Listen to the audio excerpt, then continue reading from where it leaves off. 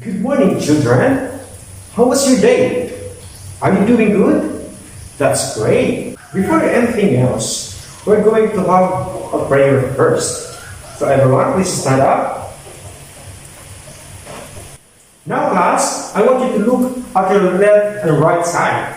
Is your seatmate still there? Very good. So therefore, all of you are present. Class, before you sit, I want you to look around and pick some pieces of brushes and place it in the right or proper waste disposal. Is that clear? Very good. Now class, please sit properly. Lay your ears, take a deep breath, and join me for this exciting and challenging discussion. Are you ready, class? Class, you have previously learned that plants grow from seeds. Now, what do you call the process of propagating? Very good. It's biotic reproduction of plants. Class, who are the plants over here? Okay, very good. This time, we're going to explore plants that asexually reproduce, or plants that do not involve seeds. Are you familiar with that plants, class? I am going to play a video, and all you're gonna do is to observe what happened in the video. Are we clear on that, class?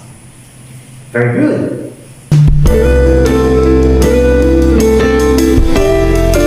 How do potatoes grow? People have been growing and eating potatoes for thousands of years. Originally, potatoes came from the Andes Mountains in South America. Many flowering plants, such as potato plants, can reproduce asexually by vegetative propagation. In winter, the conditions are unfavorable to a potato plant.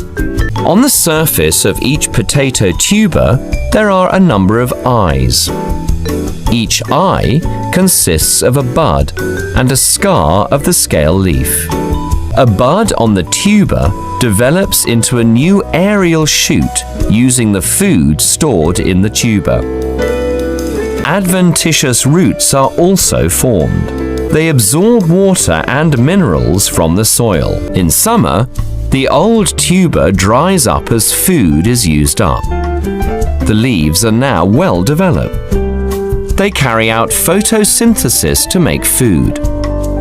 Some food is transported to and stored in new tubers. These tubers will remain dormant again when the next winter comes. The process is repeated. Ginger. The ginger plant has undergone stem portion and a leafy aerial portion. The underground stem, called rhizome, consists of nodes, scale leaves, and buds. The aerial leafy structure arises from this rhizome. In summer season, the leaves dry up and wither away, but the rhizome persists in the soil for a long time. During a more favorable season, certain buds grow vertically upwards and produce leaves aerially. At the same time, older regions in the rhizome begin to decay and the younger plantlets get separated to become a new plant. Class, what are the plants that did you observe in the video? Anyone from the class? If you want to answer, just raise your hand. Yes, Rivera. Very good. Let's give him a round of applause. Can you give the examples of plants that propagates asexually? Another answer. Yes, Avalancha. That's great. Let's give her 5 claps. Now class, I'm going to divide you in 2 groups. So this row is group 1 and this row is group 2. So your task class will be guided through instructions. So for group 1, please listen carefully. All you're going to do is to draw plants that reproduce or asexually propagates.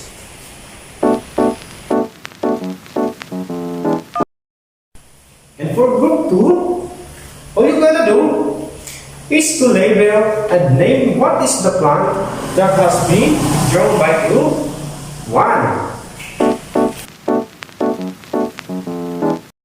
Are we clear on that, class? That's good. And for your additional guidance, how do vegetative plants reproduce? Are the plants that you have seen in your locality is similar to the one that you see in the video? Okay, since class, you're done with your activity, let's give us a round of applause for the job. Well done! So let's continue our discussion. So are you still with me, class? That's good. Now, we're going to have another activity. So are you still excited? Are you feeling excitement? Did you still feel the excitement of our activity? This activity class entitled Label and Recognize Me.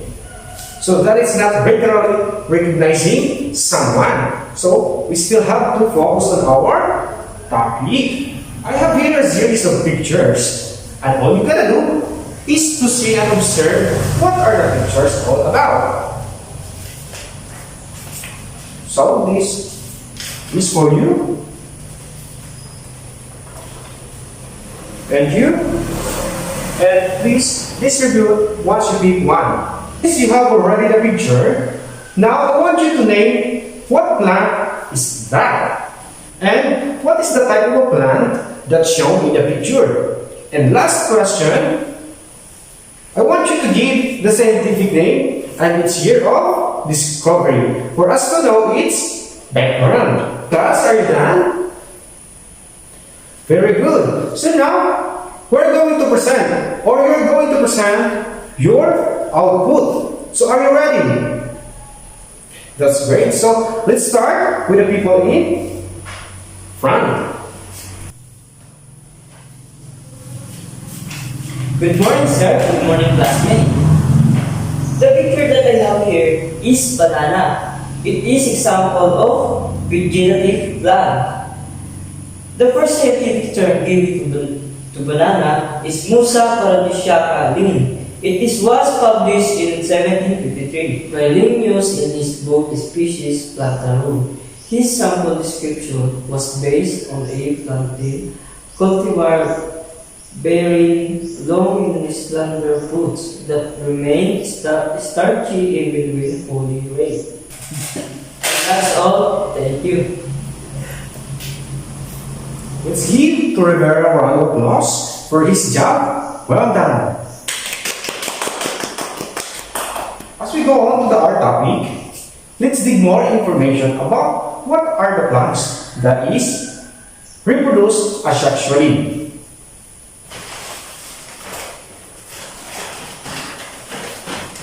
So the sexual reproduction in plants, we have here a vegetative propagations, which is a form of asexual reproduction where new plants are formed or produced from part or one part of a parent plants. So as what the activity that we have done a while ago, that was presented by Rivera, we have a banana, so something like this. Now let's proceed to the asexual reproduction process of plants. So there are so many ways for us to determine the vegetative propagations. That is by roots. What else? Yes, Rivera? Yes, definitely. Stems. And how about you, Avalancha? Yes, that's right. It is leaves. Okay, class, can you give an example of plants that grow by roots? Yes, very good. Onion or red onions. So, did you know, class, that many archaeologists, botanists, and food historians that believes onions originate in Central Asia. So, have you been there, class? Not yet. So, that is very far from our location. While other research suggests onions were first grown in Iran and West Pakistan. Okay, last, did you learn some trivia from onions? That is one example of vegetative propagation.